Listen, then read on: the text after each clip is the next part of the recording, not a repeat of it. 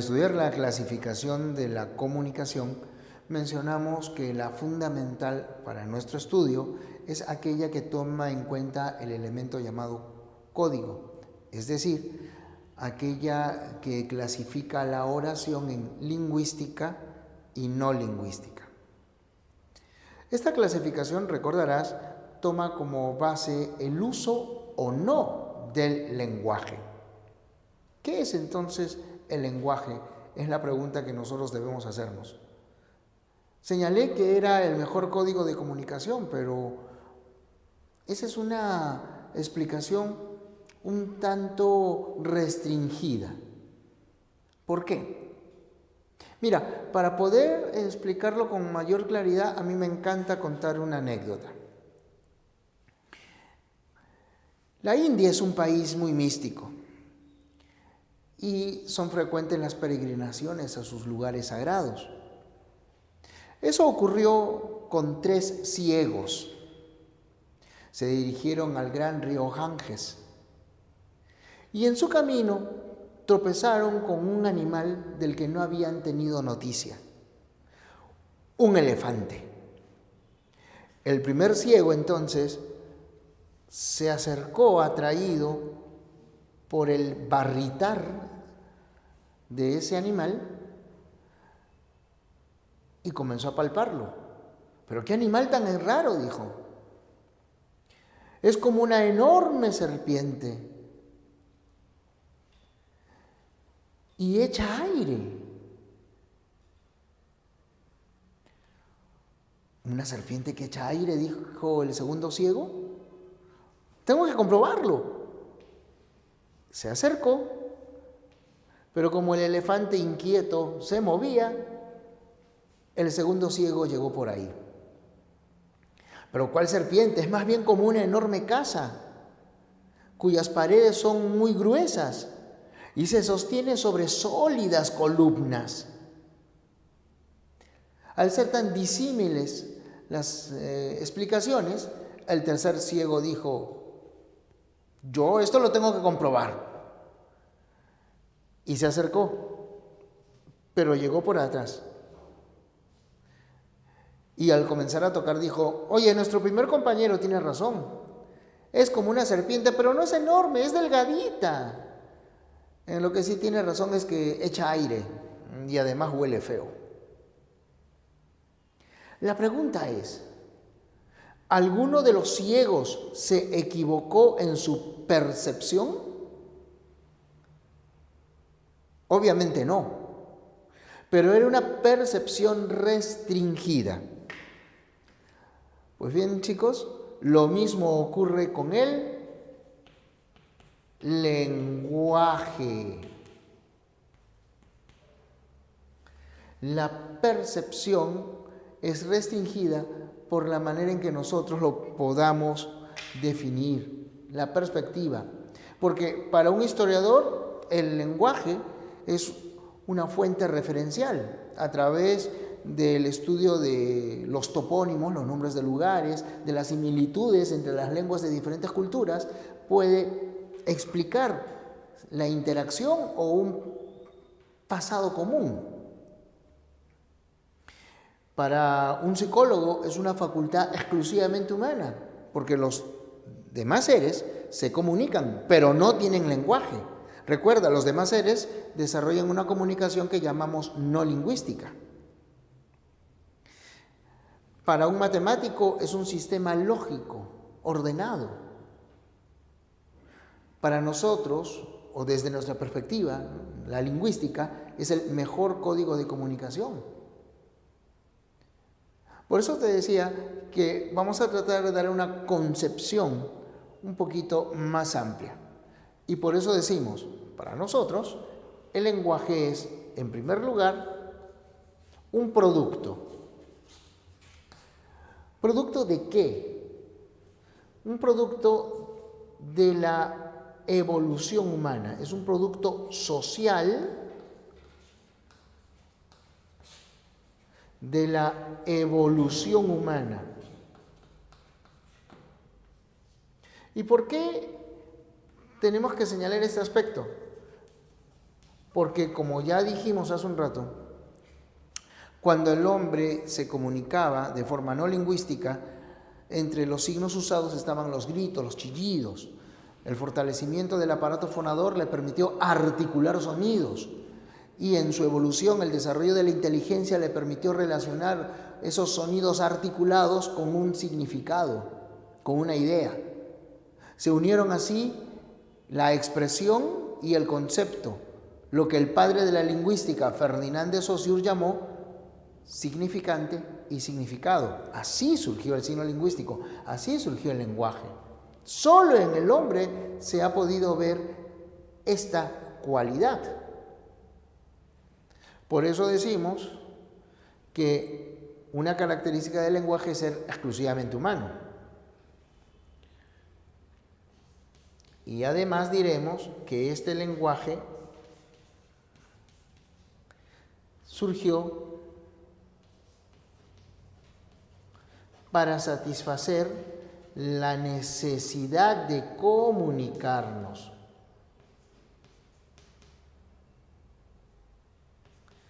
Y por último diremos que se expresa, ¿ya?, se manifiesta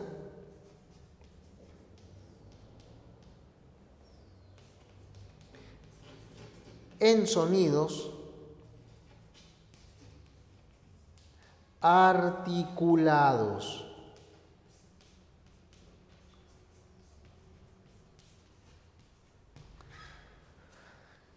¿Ya? Se manifiesta en sonidos articulados. O sea, no es un no, esos sonidos, no. La articulación significa la pronunciación de las palabras. Pizarra, tiza, calor. Esa es la articulación de sonidos. Así se expresa el lenguaje. Solo el hombre lo tiene. ¿Y por qué era imprescindible que surgiese esa forma de comunicarse? Porque cuando el hombre en su evolución va desarrollando una vida espiritual o una vida psicológica, entonces aparece una necesidad de organizar esa vida, de compartirla, o también, conforme él se hace un ser complejo, igualmente el grupo en el que vive se hace más complejo. Y las relaciones entre sus miembros requieren estar también organizadas. Entonces, el medio de comunicación del que ellos se valiesen para organizarse tenía que satisfacer todas sus necesidades. Es decir, el lenguaje se fue adaptando a esas necesidades del hombre y se fue usando para satisfacer esas necesidades. La satisfacción de esa necesidad, el uso que se le da al lenguaje, es lo que se denomina función. Entonces, las funciones del lenguaje son los usos que el hombre le da a su principal código comunicativo. La principal función es la referencial, también llamada representativa o informativa. Mediante esta función, lo que se hace es transmitir una idea de forma objetiva sobre algo o sobre alguien. Se afirma, se niega algo. Entonces te pregunto, porque tú recordarás que dijimos que cada uno de estos elementos de la comunicación se relacionaba con una función del lenguaje. Te pregunto, ¿cuál de los elementos se relacionará con esta primera función? ¿De cuál de los elementos se puede afirmar algo? Obviamente, del referente. El referente es el tema. Por eso esta función también se denomina referencial. Entonces, la función referencial se relaciona con el referente. En la función expresiva, también llamada emotiva, también conocida como sintomática, se pone de manifiesto una emoción, un deseo, algo que surge de adentro. ¿Y cuál de los elementos de la comunicación es el que puede compartir esa vida íntima. ¿Cuál de esos elementos es el que puede compartir su subjetividad? Así es, el emisor, porque él es el que transmite. Entonces aquí va, la función expresiva es la que se emplea cuando se resalta el elemento llamado emisor. La función apelativa, también llamada conativa, se relaciona con pedir algo. ¿Y a quién se le puede pedir? ¿A quién se le puede ordenar? A quien se envía el mensaje, es decir, al receptor. Estas tres son las funciones principales y fueron señaladas por Carlos Bühler. Por eso a estas tres funciones principales se las conoce también como tricotomía de Bühler. Luego se desarrollarán estas otras tres que se conocen como secundarias o accesorias. Quien las plantea es el señor Roman Jakobson. La función fática tiene que ver con establecer contacto, como cuando tú al hablar por teléfono dices ¿aló? O al entrar a una oficina, buenos días. Buscas llamar la atención, buscas establecer contacto. ¿Y cuál es el elemento que permite contactar a emisor y receptor? Exactamente, el canal. A través del canal, el emisor puede acceder al receptor.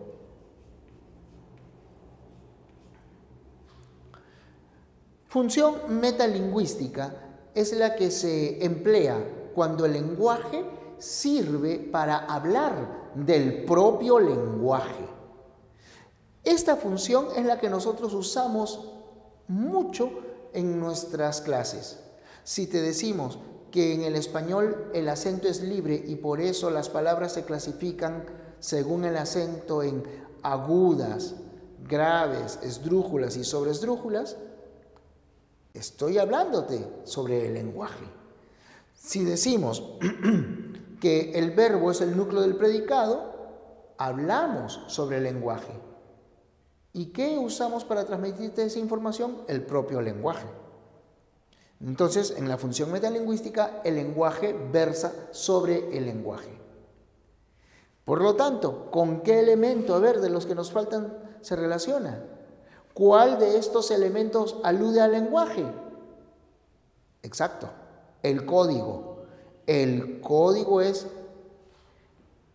el elemento con el que se relaciona el lenguaje, porque el lenguaje es el mejor código de comunicación. Por lo tanto, la última función se relaciona con el mensaje. En esta última función, lo que importa es crear belleza, es decir, el lenguaje sirve como instrumento de creación de belleza. Y díganme, ¿qué actividad es aquella en la que el lenguaje es el instrumento para crear belleza? La literatura. Cuando decimos, evocando a Neruda, me gustas cuando callas porque estás como ausente, y me oyes desde lejos y mi voz no te toca. Función estética. Lo importante es la belleza de la expresión. Finalmente, el lenguaje, como este código especial, este código principal de comunicación humana, tiene ciertos rasgos que lo distinguen de otros códigos, como la expresión corporal, los gestos, el código Morse, etc. En primer lugar, el lenguaje es universal, porque todos los seres humanos en condiciones normales emplean el lenguaje. En segundo lugar, es racional, porque solo el uso de la razón ha permitido que el hombre desarrolle el lenguaje. Solo el hombre tiene esta capacidad de abstracción. Los loros pueden repetir palabras, pero no conocen su significado. El lenguaje es heteróclito, quiere decir, es susceptible de ser analizado por diferentes enfoques. Por eso apelamos a esta anécdota del elefante. Ya hemos visto cómo la lingüística, la psicología, la historia, la lógica, matemática, etcétera, tienen diferentes enfoques sobre lo que es el lenguaje. Además, es limitante, porque el lenguaje determina la estructura de las lenguas. Francés, inglés, español, quechua, chipibo, conibo, todas las lenguas están constituidas por sonidos y mediante los sonidos se crean morfemas, que son unidades significativas, luego palabras, luego oraciones. Es decir, el lenguaje determina esa estructura para todas las lenguas. Luego, este lenguaje es innato, porque nacemos con esta capacidad, así como la reducción del ángulo facial, la postura bípeda, la oponibilidad del pulgar son rasgos adquiridos por evolución. También esta capacidad de lenguaje está genéticamente incorporada en nosotros. Y para terminar, tal vez la principal característica, aquella que hace del lenguaje único, doblemente articulado. Porque, como hemos dicho, el lenguaje está constituido por sonidos. Esos sonidos integran la segunda articulación, la de los fonemas. Y cuando estos sonidos se integran, forman la primera articulación, la de los morfemas, la de las unidades significativas.